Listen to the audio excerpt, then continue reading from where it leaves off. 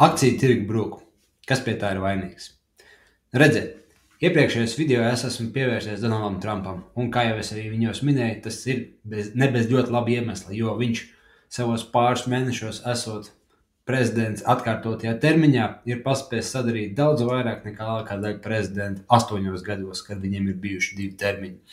Un viena no lietām, par ko es iepriekš īpaši uzsvēru, ir viņa, es teikšu godīgi, pilnīgi haotiskā tarifu politika. Jo, ja ārpolitiskie procesi ir patstāvīgās maiņās un patstāvīgā, teiksim tā, neziņā, un tur vēl viņas var interpretēt dažādi, tad tarifu politika jau var interpretēt pavisam droši. Jo, kā es minēju iepriekš, tas atsauksies uz uzņēmumu spēju piegādāt lētus produktus amerikāņiem un spēju ražot arī pat Amerikā par pietiekoši lētām cenām, jo gal galā piegādes ķēdes ir pa visu pasauli un uzliekot tarifus vienai vietai, tas visdrīzākais atsauksies uz 10 citām vietām, kur tiek ražot vai piegādāt kāda veida preces vai izējuma materiāli konkrēti preču ražošanai. Un tagad mēs redzam to, ko par to domā investori un plašāku finanšu tirgu. Tāpēc sākumā pastīsimies, kas notiek galvenajos finanšu tirgos, un pēc tam padomāsim to, kāda varētu būt tam visam secinājumi. Tātad, mēs sākam ar akcijām, un mēs redzam, ko? Mēs redzam dienas grafiku S&P 500, un mēs redzam, ka kopš 2023. gada sākuma, vispār pat kopš 2022. gada beigām, viņš ir uzrādījis apbrīnojamu kāpumu. Redziet, no 3500 eiro, 3500 līdz 6100. Un kas, protams, visiem ir šajā kontekstā svarīgi, ka īpaši strauji kāpums notika, kur mēs te esam, oktobris, novembris. Te notika īpaši liela eforija, jo visi sagaidīja, ka Donalds Trumps stājoties amatā atgriezīs amerikāņiem zelta ēru. Un līdz ar to akciju tirgi strauji kāp, un tā vai savādāk sasniedz akciju cenu rekordu tieši tad, kad faktiski, 20. janvārī, es atvainoju, mazliet nokļūdījos. Jā, 20. janvārī, kad Donalds Trumps sāka stāties amatā, mēs bijām faktiski rekordā. Bet tieši sākoties asākām attiecībām starp Donaldu Trumpu, Amerikas lielākajiem tirzniecības partneriem, akciju tirgi faktiski nokritās ievērojami strauji. To mēs redzam ar S&P 500, kad mēs esam no 6100 līdz 5600, faktiski beidzot visu agrā novembra kāpumu un esot jau 2024. gada vidus teritorijā, kas tāpat ir ļoti zelīts rādītājs, bet tomēr visa Trumpa euforija S&P 500 ir beigusies. Un identiska situācija ir Nasdaqam, kur mēs te esam. Trumps tika ievēlēts pie laika, kad Nasdaqs bija 20,000. Pavisam nesen viņš maksāja 22,270, un tagad jau viņš ir nokrities pie 19,000, kas arī ir apmēram 2024. gada sākuma līmenis. Kopumā jāatzīst, ka tāpat akcijas ir ļoti augstā līmenī. Skatieties, kā gribiet, šis līmenis ir augsts priekš jebkuriem standartiem, bet svarīgs vienmēr ir konteksts. Konteksts ir tāds, ka viņš ir nokrities vairāk par 10% tieši laikā, kad tieši Trumps uzsāk agresīvu tarifu politiku. Tas ir viens. Akciju tirgos ir nejauks kāpums, bet pastīsimies citus riska aktīvus, pa kuriem Trumps daudz solījis, un tās ir kriptovalūtas. Ja nemaldos, Trumps teica, ka ASV būs kriptovalūtu galvaspilsētas, jo ļoti liela daļa Trumpa vēlētāji ir tā vai savādāk aizraujušies ar kriptovalūtām. Un tad mēs redzam, ka kopš Trumps tika ievēlēts, bitkoins uzkāpa no 69,000 līdz 108,000. Un kas ir interesanti, pēdējās nedēļās, faktiski kopš 24. februāra un īpaši kopš 3. marta, viņš ir nokrities no 100,000 līdz aptuveni 80. Kā mēs te reiķinām, viņš bija nokrities līdz 77, tagad ir 81, bet turās ap 80,000 uz 10. un 11. martu. Tas ir viens.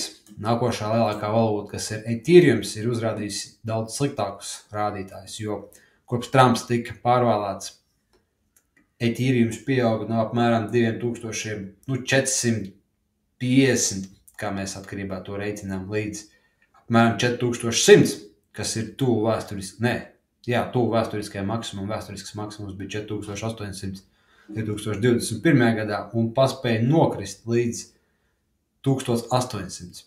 Un faktiski iespējīgākais kāpums arī bija kopš 20. februāra līdz 10. martam. Nu, pagaidām, kas būs pēc tam, to mēs vēl skatīsimies. Bet fakts ir tāds, ka gan bitcoins, gan etīrijums ir ievērojami krities. Un kas te ir svarīgi? Viņš ir krities laikā, kad Donalds Trumps paziņoja par savu kriptorezervi ieviešanu. Un ja mēs pastamies sīkāk, mēs iezūmosim, teiksim, etīrijumu, redzēt 2. un 3. martu tieši tāpat bitcoinam 2. un 3. martu. Šeit bija paziņojumi, ka tiks ieviestas strateģiskās kriptorezerves un izstrādāt metodoloģiju, kā tas tiks darīts.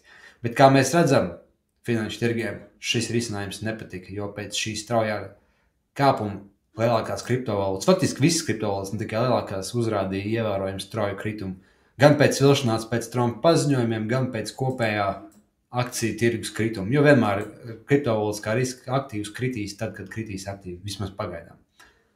Tas tā par riskantākiem aktīviem, bet tagad ir šis tas interesantāks. Tagad mēs pastīsimies VTI, jeb amerikāņu nafta, West Texas Intermediate indeksu, kas ir interesanti. Viņš īstenībā uz Trumpa pārvēlēšanu ir bijis absolūti vienaldzīgs, jo, ja mēs atskaitām straujo kāpumu šeit, kas būtībā sakrit ar visu pārējo aktīvu vēsturiskajiem maksimumiem, ironiskā kārtā uz Kanādas vai Meksikas tarifiem WTI indeks faktiski nav reaģējis vispār. Un īstenībā nafta ir, kur viņi ir $65, kas ir viens no zemākajiem rādītājiem pēdējo gadu laikā. Vēl mazliet pietrūkst, un viņa faktiski būs tajos rādītājos, kuros viņa nav bijusi nevienā reizē kopš Krievijas-Ukrainas kara sākuma. Ja šeit mēs redzam, šeit sākās Krievijas-Ukrainas karš, un šeit nafta ir šobrīd. Līdz ar to visi ģeopolitiskie satricinājumi tuvajos austrumos. Krievijas naftas sankcijas, Krievijas karš Ukrainā, ASV tarifu politika.